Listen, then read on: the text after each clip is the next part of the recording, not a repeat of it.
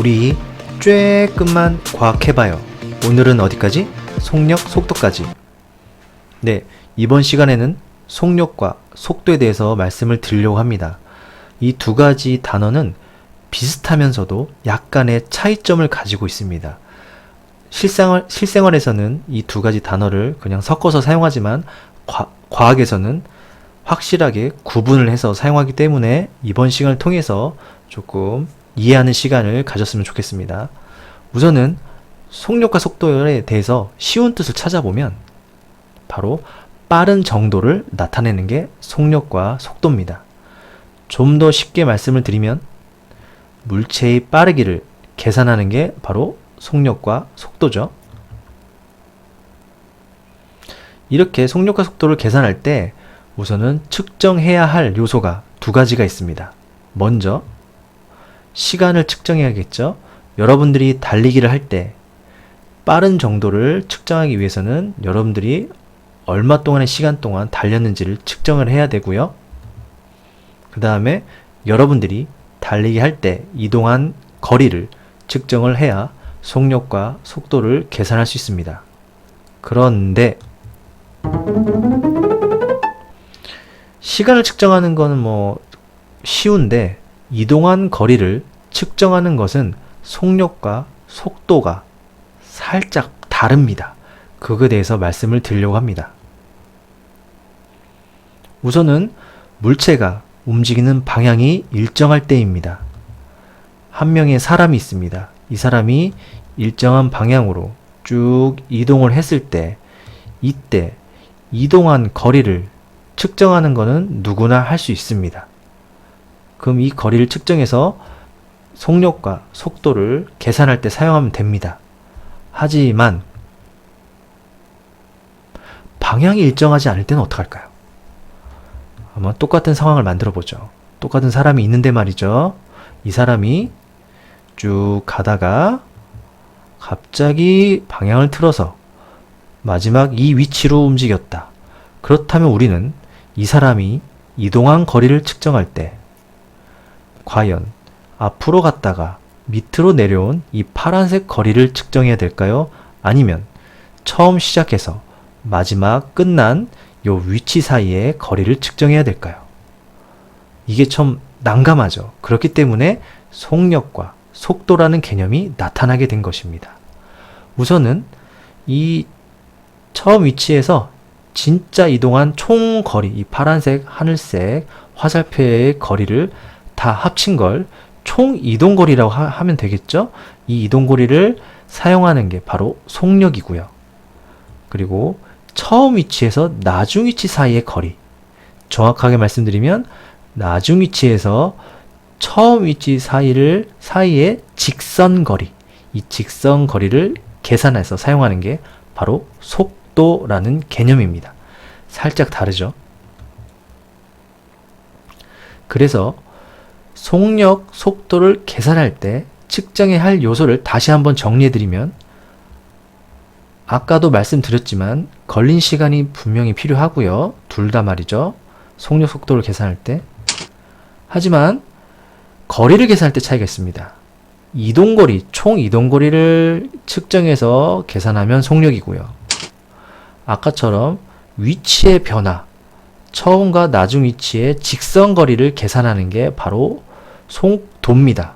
근데 이때의 거리를 우리는 좀 다른 말로 변위라고 부릅니다. 이동거리라고 부르지 않습니다. 이동거리는 과학에서는 총 이동거리를 뜻하는 거고요. 이렇게 처음과 나중에 직선거리를 나타낼 때는 변위라는 단위를 씁니다. 이렇게 한자어지만 크게 어렵지 않습니다. 변한 위치, 위치 변화 이런 뜻입니다. 그쵸? 이런 개념만 알고 계시면 속력, 속도를 구분하는 데는 큰 어려움이 없습니다. 자, 한번 정리를 해드리면 속력, 속도와 아까 두 가지 측정한 그 요소와의 관계를 한번 말씀을 드리겠습니다. 아주 간단하게 말씀을 드리면 속력이든지 속도든지 짧은 시간 동안 많이 움직이면 빠른 겁니다. 그렇죠? 그런데 속력과 시간 또는 속도와 시간은 반비례 관계입니다. 즉 시간이 짧을수록 많이 움직이면 속도는 빠르고요. 똑같은 거리를 오랜 시간 동안 달렸다면 속력과 속도는 느린 겁니다. 이해되시죠? 그 다음에 속력, 속도와 이동거리의 관계를 보면 같은 시간 동안 이동거리를 많이 움직였다면 속력이 빠른 거고요. 같은 시간 동안 위치 변화가 크다면 속도는 빠른 겁니다. 그래서 속력과 이동거리 그리고 속도와 변위 관계는 비례라고 하는 것입니다. 이 말을 가지고 공식으로 한번 만들어 보겠습니다. 우선은 속력은 시간과는 반비례죠. 그래서 시간은 밑에 분수에서 분모에 쓰면 됩니다. 그래서 이 분모값이 커지면 당연히 속력 계산값은 작아질 수밖에 없죠. 이 수학적 원리에 따르면 말이죠. 그리고 당연히 위에는 이동거리입니다. 이동거리가 많아지면 속력값도 커질 수밖에 없는 게 바로 이 속력의 공식입니다. 많이 보셨을 겁니다. 걸린 시간분의 이동거리. 자, 속도도 한번 해보죠. 속력과 공식이 거의 같습니다. 자, 속도도 당연히 시간과 반비례하니까 시간은 분모에 이동거리라고 하면 안 되죠. 위치 변화, 즉 변이와는 비례하니까 분자의 변이값을 넣어주면 됩니다. 그래서 속력과 속도 공식은 거의 같으면서도 아주 작은 차이점이 있다는 것을 꼭 유념해 주시면 좋을 것 같습니다. 자, 마지막으로 한번 정리하는 차원에서 여러분들에게 문제를 내볼 테니까 아주 편하게 한번 맞춰보시길 바라겠습니다. 틀려도 손해볼 거 없습니다. 자, 우선은 속도 공식이 뭐라고 했죠? 뭐분의 뭐? 자, 한번 제가 듣지 못하더라도 한번 말씀을 해주시고요. 뭐분의 뭐?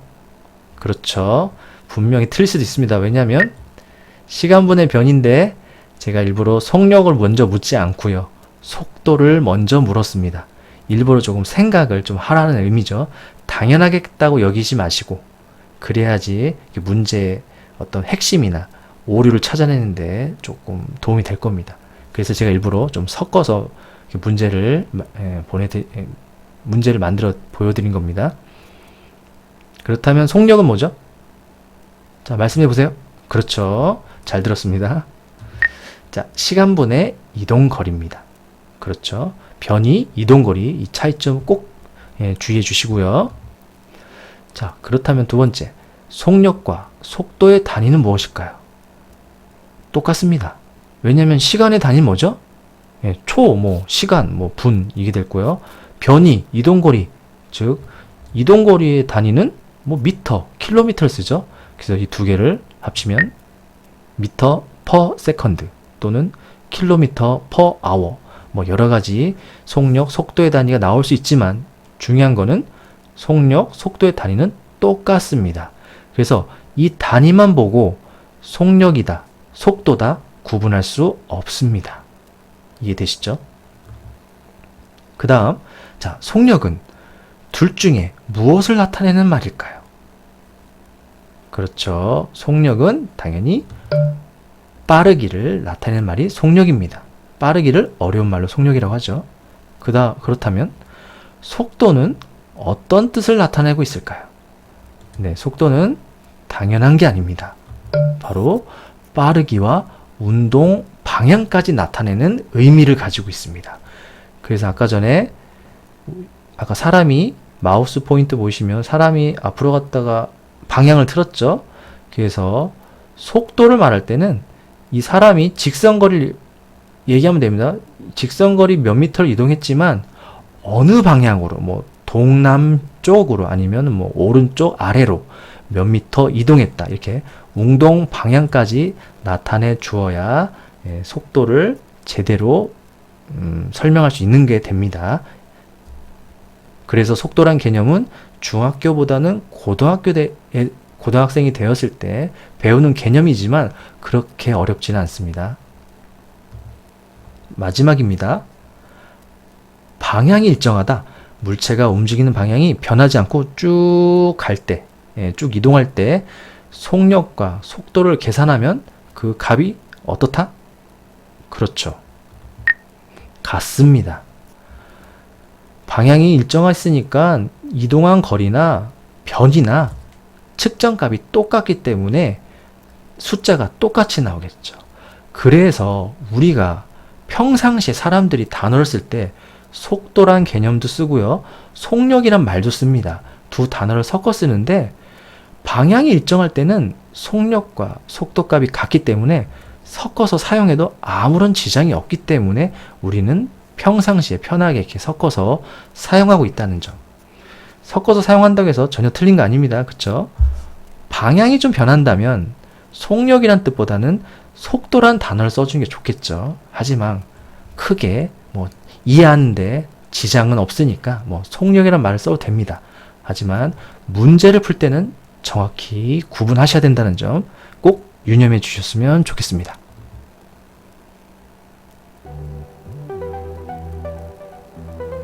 오늘은 여기까지 오이과학 루틴쌤이었습니다. 다음에 만나요.